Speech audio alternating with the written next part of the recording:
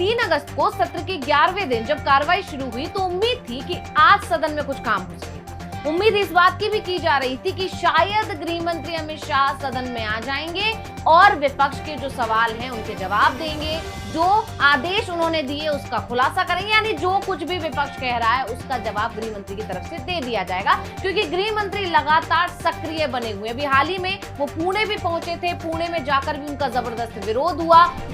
वहां पर भी सीधे तौर पर सिर्फ यही कहा गया कि गृह मंत्री अमित शाह को जवाब देना चाहिए कि किसने आदेश दिया था।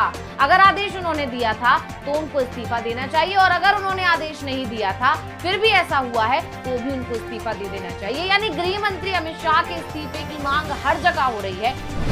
और महाराष्ट्र के पुणे में जब इस तरह का विरोध हुआ तो इस चर्चा ने जोर इसलिए पकड़ लिया क्योंकि महाराष्ट्र में भी बीजेपी की सरकार है, एनडीए की सरकार है। तो ये साफ हो चुका है कि अब बीजेपी शासित राज्यों में भी बीजेपी सरकार, मोदी सरकार और उनके मंत्रियों के खिलाफ गुस्सा फूटने लगा है।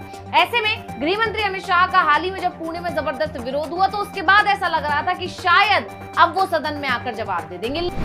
लेकिन जैसे ही सदन शुरू हुआ, विपक्ष ने अपनी मांग जैसे ही दोहराई कि अमित शाह को सदन में आकर जवाब देना चाहिए, एक बार फिर बीजेपी के सांसदों ने अमित शाह को बचाने के लिए हंगामा शुरू कर दिया और कार्यवाही को स्थगित कर दिया गया। लेकिन विपक्ष भी अपनी मांग पर अड़ा हुआ है, वो भी अपने कदम पीछे नहीं ले रहा है। विपक्ष ने साफ कर दिया है कि अमित शाह को जवाब देना ही होगा और जिम्मेदारी लेते हुए अपना इस्तीफा देना होगा।